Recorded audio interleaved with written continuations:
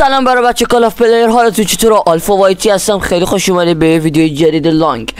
دوستان ویدیو لانگ خیلی وقت نگذاشته بودم، به ویدیوهای شورت متکی شده بودم و گفتم فقط با ویدیوی شورت ویور جمع نکنم، یه ویدیو لانگ هم بذاریم. و دوستان امیدوارم که خوشتون بیاد از این ویدیو. لایک و سابسکرایب یادتون نره و بزن بریم سراغ ویدیو. این موضوع ویدیو این هست که هر بار که من کیل بگیرم، همینطور که میبینید فکر کنم من لگ هستم. اینجا من لگ بودم. چرا؟ چون فریم ریت رو گذاشته بودم روی لو و هر بار که کیل میگرفتم یه لول میرفت بالاتر. یعنی اگر مثلا من کیل میگرفتم میرفت رو مدیوم، یه کیل دیگه میگرفتم میرفت رو های و الی آخر. و دوستان امیدوارم که خوشتون بیاد و اوکی بریم سراغ توضیح دادن مچ و اینجور چیزا. اینجا یه لول رفتم بالاتر، لول اپ کوالیتی شد و کوالیتی نه، البته فریم ریت، یعنی بستگی به روون بودن بازی داشت، نه اینکه مثلا گرافیک و اینجور چیزا. اصلا من گرافیک برام اهمیت نداره، همون لو میذارمش و از بازی لذت میبرم، کلا ساپورت میکنه یعنی این چیزا.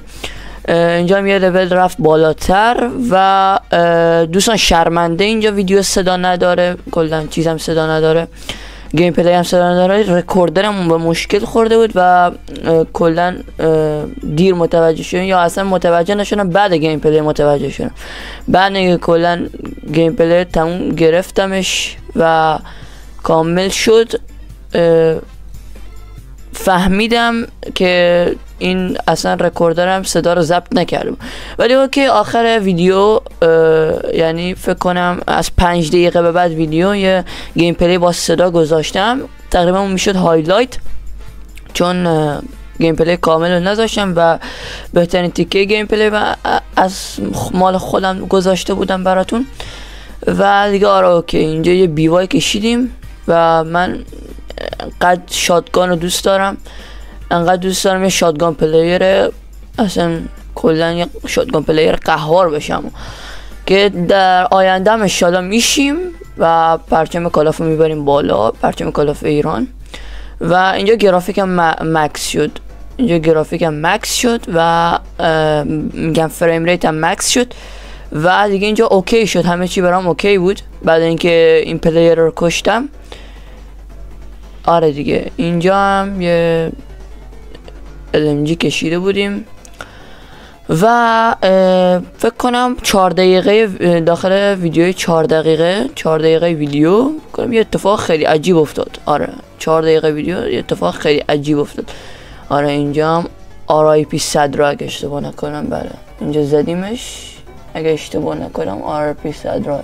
آره و اینجا هم دوباره لو شد. و اینکه بگم بهتون که اینجا بازم اگه کیل میگرفتم، چون من نمیتونستم از کیل نگرفتن دست بردم، یعنی اگه انمی جلوم بود حتما باید میزدمش، نه اینکه بخاطر اینکه فریم ریتم نیاد پایین، فریم ریتم دوباره برنگره سر لو من نکشم، میگم کیل نگیرم، فرق نمیکنه حالا.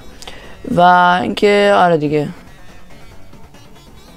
و اینجا نمیدونم این پلیر بود، چون آخه داخل یکی از گیم پلیام نمیدونم حالا این بود یکی دیگه بود، یه اسکین کلاهدار مثل همین بود، حالا یادم نیست اسمش چیه، حضور ذهن ندارم. و آره دیگه فکر کنم کلا دمیجمون کرد و اینا، احساس میکنم پلیر بود، نمیدونم. ولی اینجا هم مجبور شدیم که دیگه برگردیم، یعنی کلا اینجا شماره یکم بهم راش داد ولی من فرار کردم تا وایپ نشیم. آره دیگه اوکی، اینجا فرار کردم تا وایپ نشیم، چون اگه وایپ بشیم خیلی حس بدی داره وایپ شدن. اینجا هم یه آرمور زدم بعد تا برگردم. برای بچه HS باف شده فکر کنم، اگه اشتباه نکنم HS باف شده بود، ولی ما همون کیارم همیشگیمونو داریم. آخر ویدیو هم یه هایلایت گذاشتم با همون کیارم، خیلی خفنه. اگر بخواید اتچمنتش رو براتون میذارم، این کیارمه ازش لذت ببرید، خیلی عالیه. اتچمنت وانشاتیه، حتی از دور سر کوچه ای میزنه، به قول یوتیوبرهای قدیمیمون سر کوچه ای. آره امین فرنو، میت 6 اینا. و اوکی اینجا هم اینجا برادر نمیمرد ولی اومد بالا ما رو زد متاسفانه. اینجا چند نفرشون تونستم بزنم اینجا ولی دیگه اینجا فریم ریت هم لو بود. من یکی رو زده بودم ولی چون دیگه تو فایت بودم نتونستم این چیزو تغییر بدم، فریم ریت رو تغییر بدم. اینجا یه خورده لگ میزد وقتی پام پدو میزدم تو هوا. اینجا رو نگاه کنید، اینجا یه بار دیگه بزنید صحنه رو نگاه کنیم، آهسته‌شو نگاه کنید چه اتفاقی افتاد. فقط اومدم رو زمین پشمام وان شات شدم. و اینجا اسم دقت کنید 500,000 بود اگه اشتباه نکنم، 313 هم داشت. این فکر کنم نیک نیم بروکنه.